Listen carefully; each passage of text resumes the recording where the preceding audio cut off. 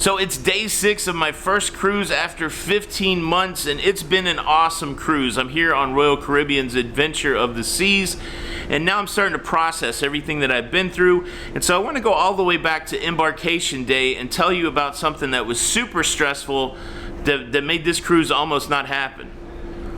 Let's talk about it.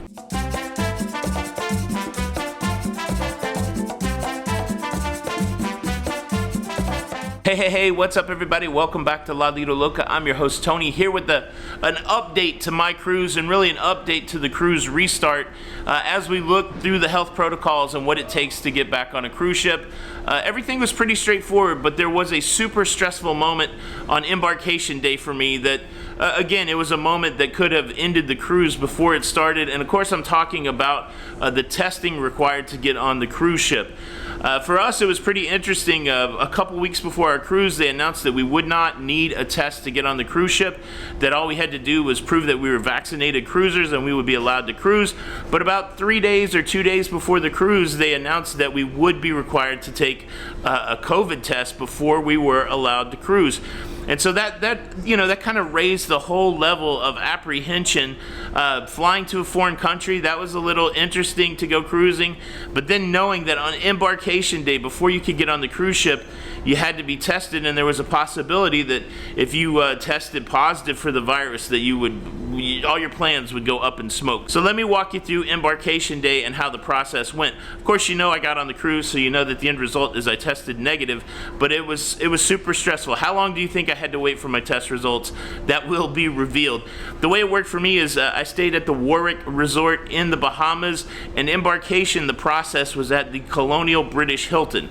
It's about a 10-minute cab ride away from where I was staying, and it was really cool over there. There was a place for everybody to sit while you waited for your group to be called. And so it was a little bit before 12 when they called the 12 o'clock group, and then about 15 minutes later my group was called and the process began. So we left the first floor of the Colonial Hilton, we went up to the second floor where we were greeted by a whole team of people to get us through the testing process.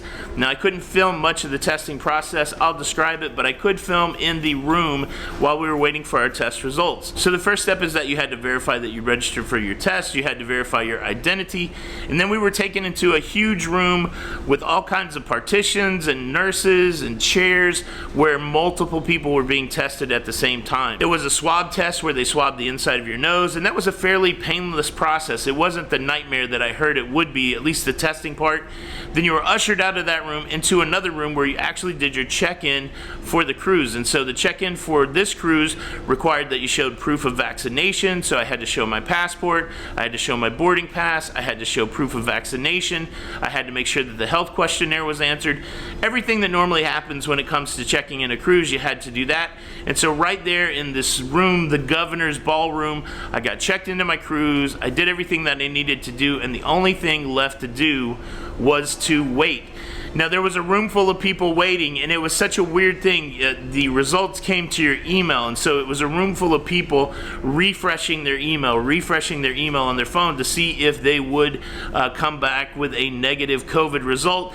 And while I was sitting there, people from the earlier group, you would see one person here pop up, oh, I'm negative, and one person there, oh, I'm negative. And what was really weird is when you would see one person pop up negative, but the person that they were with still didn't have a test result.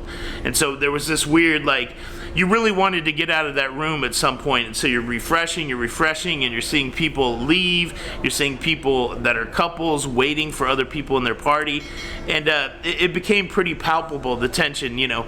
It's interesting because the vaccines aren't 100%, and there are breakthrough cases. There's a good possibility that out of 1,000 people, that a few people would come back as positive, and you know, I could have been in that number. Of course, we know I'm on the cruise, so I wasn't in that number. But, you know, just the previous week when I didn't think I'd have to be tested, I went out and saw the Mardi Gras come in, and I met a lot of people. And probably if I knew I had to be tested, I don't know how touchy-feely I would have been. Now, you guys know I do believe in the vaccine, but I do also understand that it's not 100% effective. And so for me, I was like, man, fingers crossed. I hope I got the immunity. I hope that all my interaction, you know, all this is going through my head while I'm scrolling. And then we got Wi-Fi for one of the first times, and I'm texting Jenny, and I'm just sitting in this room, and people are popping up. And so the whole tension built. And yeah, finally, finally I got the email. I got this email right here that showed that I was negative and that I would be able to go onto the cruise ship. And the whole process went on from there. I definitely will be showing it to you as time goes on. But yeah, went from the Colonial Hilton into a bus. The bus took me over to the cruise ship, and then, well, we're cruising, right? So any guesses on how long it took for me to get my test results? And also, I've got another stressful moment today. I sat there, I scrolled, and I scrolled 18 minutes until I got my negative test, but I was with people that I wanted to go to the next step with, and so they hadn't got their results. It was kind of stressful, but you know, all's well that ends well so far. But I also have to have a negative test to get back into the United States, and that's happening today. This is Thursday, so this afternoon at 3 o'clock I'm going to get a swab test again to see if I'm still negative, so I can see if I can go back to the United States. So this stress is already building, but overall the process was super smooth. Like the actual performing of the process, super smooth, but the waiting and all the things, all the tricks your mind plays, yeah, it was kind of crazy. Hey, look, it's a new location to finish the show. This is the card room on Adventure of the Seas. Do this. Please hit the like button, or I will be hiding your negative COVID result email that you have to get on a cruise ship in your spam folder. Consider subscribing. Tony with Lido Loca, and until the next time, we'll see you on the Lido. Bye.